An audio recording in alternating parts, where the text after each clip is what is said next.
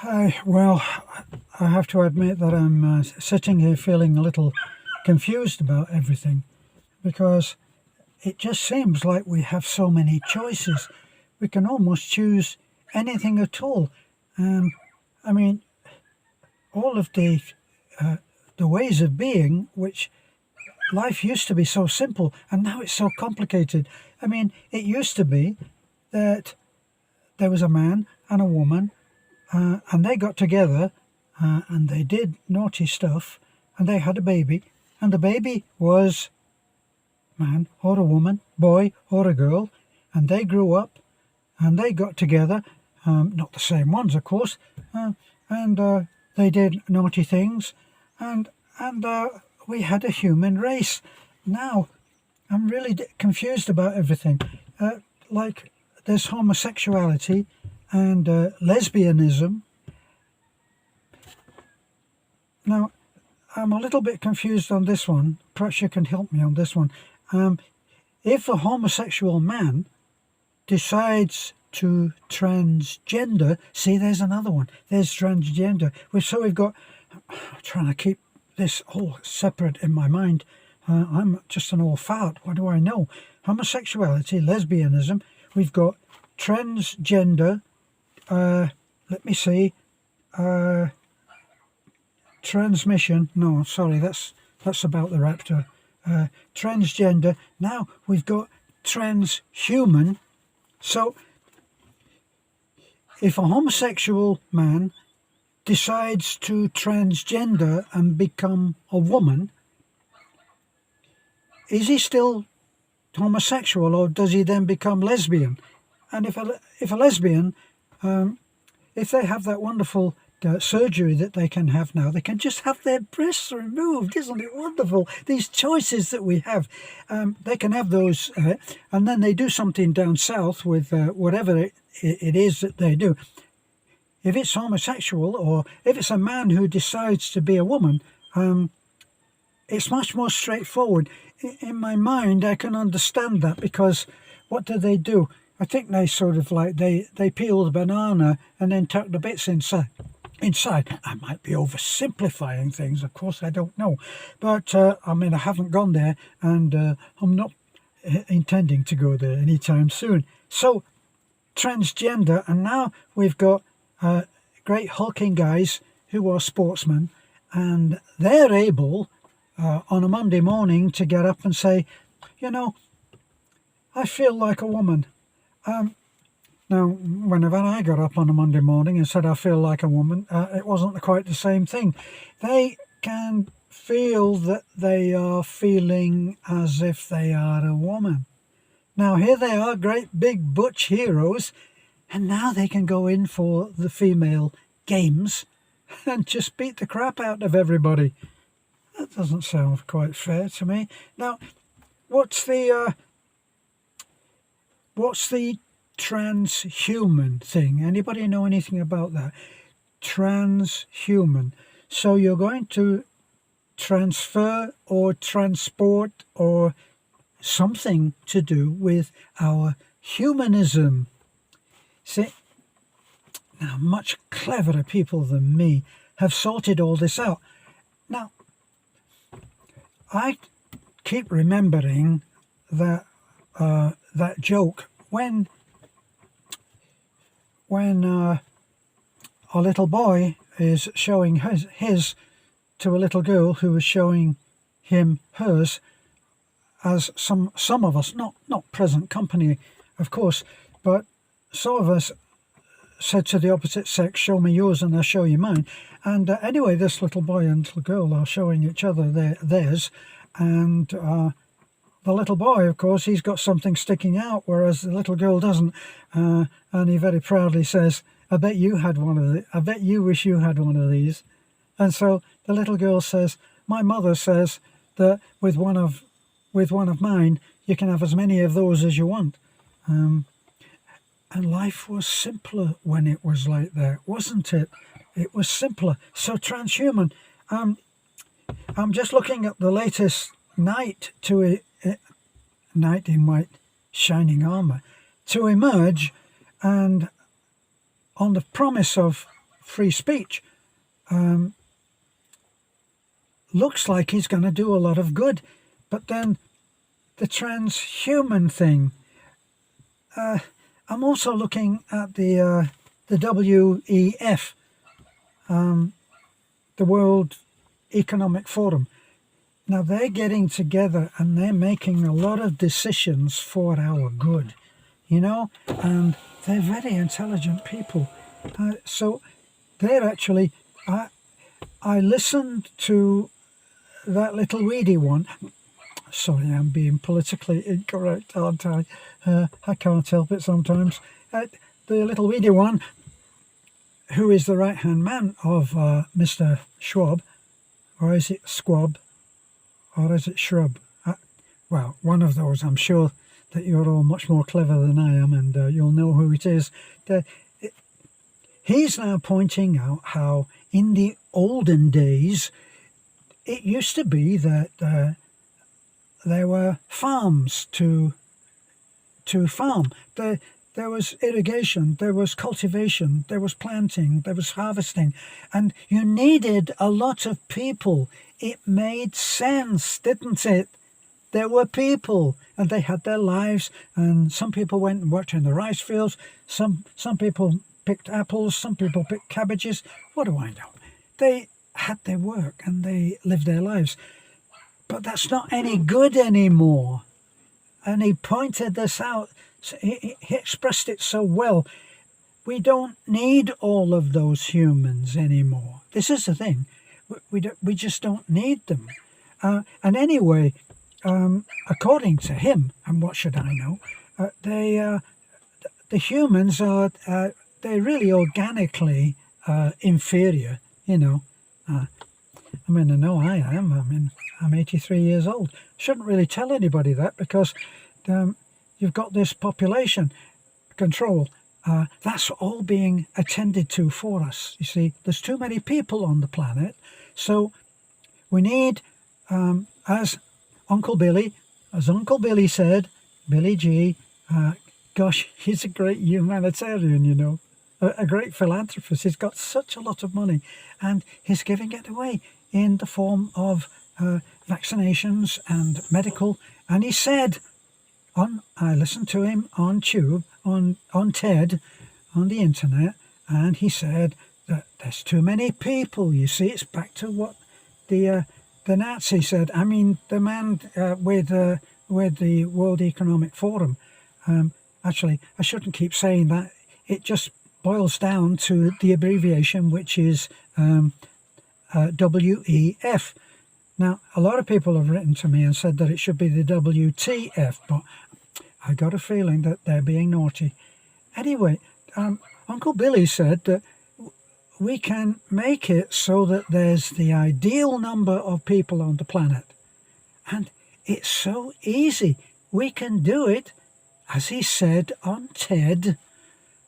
Whether that's still up there or not, I don't know. But you could have population control by medical and vaccinations. It just seems so easy. So everybody has a vaccination, and we have world population control. Now, the word I don't understand with Uncle Billy is eugenics. I always thought that was one of the things that Adolf was so interested in. You might have heard of Adolf H. We don't say that word anymore, do we? Here's a thought. I wonder if anybody ever has a child and they go in and they're looking at their wife who is all exhausted and sweaty and so relieved to have the baby out. I wonder, does anybody ever say, shall we call him Adolf? I don't think so, somehow. So he's well remembered, but in a kind of a negative way. Well, Uncle Billy has got all the ideas, I mean, admittedly, he's not medical. I nearly said he's not mental. Sorry about that, Uncle Billy. Yes, well, he certainly is able to do an awful lot. Of course, hundreds of billions of dollars certainly helps you when you're doing that, He did a lot in India and a lot are in Africa. And let me see, I think he did a lot in Pakistan as well. I think after he'd done his work, I think that the Indian government asked him to leave or something. And what was it happened with some of those 18 and 19-year-olds? A lot of them will never have to worry about childbirth. They'll never have to worry about that, after Uncle Billy's there. So anyway, and back to the WTF, sorry, the WEF. So they're sorting out the important problems for us. And even though they're not elected, in other words, we didn't ask them to take care of us, and they're still doing it. It's so good, and I feel so blessed sometimes. Well, this morning, before I went on the internet, before I got more educated, I was sitting there with, let me see, I can't remember now whether we've got 10 or 12 dogs.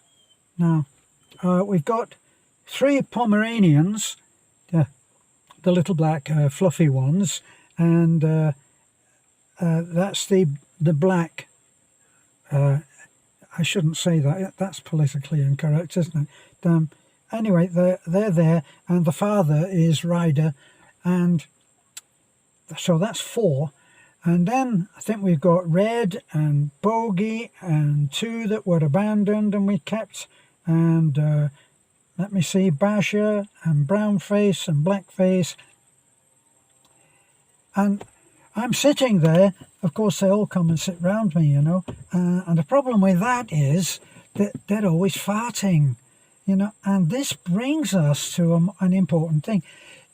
We've got to try to, even though it's not easy to think about global warming, well, they've attended to that, because now we don't have to call it global warming. We can call it climate change.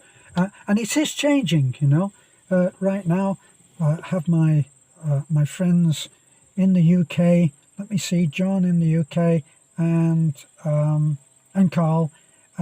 And what they're saying is that it's certainly changed there over the last a few weeks. They got about 3 or 4 inches of snow dropped the other day. How does that? That's getting colder, isn't it? Not warmer. And I see a lot of stuff coming in images from people that I know in various parts of the world, and one is in the northerly, mid or northerly parts of America. They've got a lot of climate change there as well. It's snowing feet thick. You can park your car out the front, and the next day it'll look as if it's disappeared in snow. So anyway, back to the dogs, and there they are, they're farting, and I'm thinking to myself, maybe this is a problem.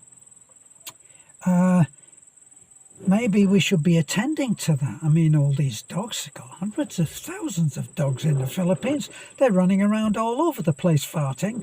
And so I'm wondering, what can we do about it? Well, isn't it strange? I think it was the great psychologist Carl Jung, and he coined the phrase, let me see, what did he say? I always have difficulty remembering this. But anyway, he made the point that there are no,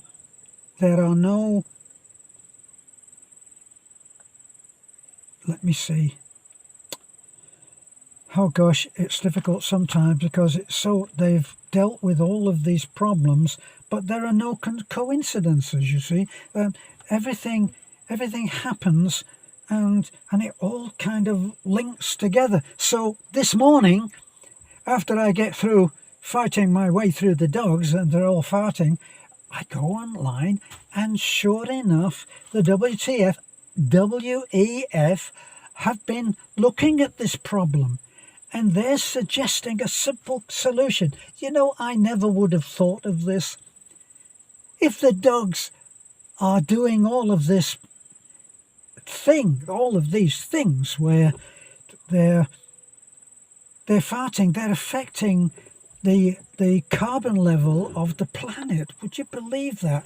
They're only dogs and they're doing all of that. Anyway, they're pets, but there's an easy way out.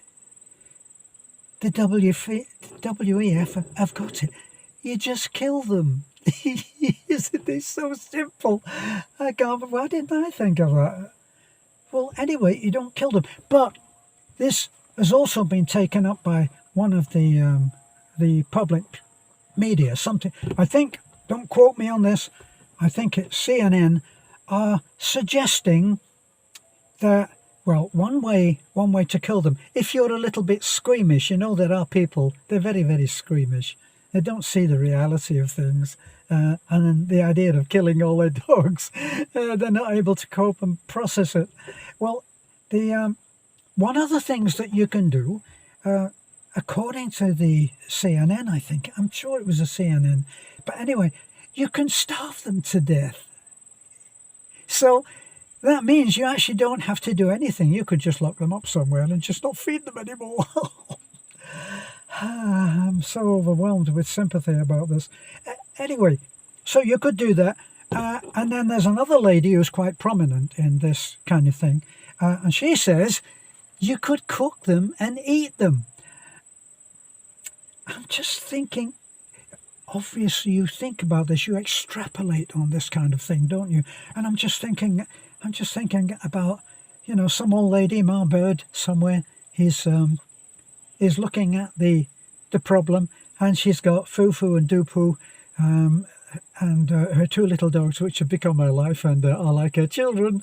But it doesn't matter, the planet is at stake. So the big problem is if she's going to eat them, and if she's in the UK, people there are running very short of money for food, plus they're running very short of money to pay their power, so they can't afford to cook them.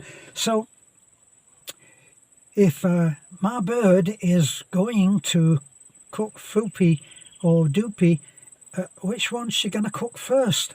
Because that would be quite a bit of added protein, looking at it from a logical point of view. So I'd have to make a suggestion. If I knew her address, I'd tell her that you just do open-fired cooking like they do in the Philippines. So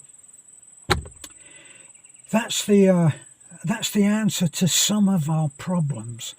Now, the thing is, for those of you who are not paying attention, you've got so many choices.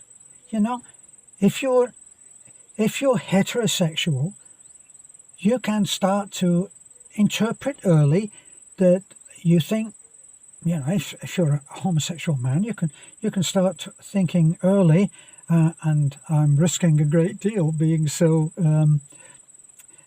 politically incorrect, but you can start to get feelings for men, and if you're a woman, you can start having feelings for women as well. I have feelings for men, but not really interested in going to bed with them, you see. So that's the difference. But you've got that choice. Now, it goes even further. If, as in the joke, the little boy about whom the little girl looks down at his little pecker and says, oh, well, with one of mine, you can get as many as you like of those, they say, well, that doesn't seem quite fair. Maybe I should be a girl. Of course, as long as he's of the right age, he can make that decision. So now, let's be sensible about this. He's got to be at least 2 years old, hasn't he, before he can make a decision like that. But even if his parents, as well-intentioned as they may be, don't like that idea, they can't say anything, you see, because the advisors at school will counsel our adult-thinking little 2-year-old, and they'll coach him through it. And so decisions will be made.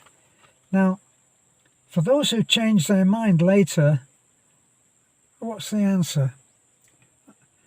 I think mainly it's sorry, oh sorry, you changed your mind. Oh sorry, it's not like deciding to get a number 100 bus instead of going by taxi, is it? You're kind of screwed, if that's not too naughty a word to say. Well, how are we going to handle all of this? Well, the thing is that the best thing to do, as is being done on our behalf, is to not allow certain words to be spoken. So there's words that are like C with a 19 on the end. You're not allowed to say those things. So if it's something where you really do need to keep people focused on how lucky they are, you need to have censorship. And with enough censorship, people might forget how they're going to say those words, and then they'll start to be behaved. Now, I think it would be very difficult to enforce that if it was a law. So we are in the WEF. They're thinking about this, and they already have it in hand. Now the Chinese have already got this in hand because they've started digital currency. Now digital currency, it'll stop all of that stolen identities. People won't be able to steal your money because you won't have any. It's so simple, isn't it? So everybody has a card, a recognition, so that the powers that be, the central digital banking group, know who is who and how much money they've got in digital form, and so that money can never be stolen, can be taken away from them, of course, if they're misbehaved. Well, when you go to school, if you're talking in the back of the class, you're misbehaving and you're punished. So it's only right. Now, it might take, if you get cut off, of course you won't be able to get to any money, digital or otherwise. But the thing is, the laws of the land, as they have been put about, while we've been looking the other way and pretending that everything is hunky-dory, and listening to, say, Louis Armstrong sing "What a Wonderful World," I think that they've got to have a way to enforce it. You see, so the thing is that if they control all of the money, then for those people who just won't toe the line, and let's face it, we all know people who are like this, they just won't behave. Well, it's a little bit like when you choose that you don't like a video that you're watching and you can go click and go on to the next. It's that simple.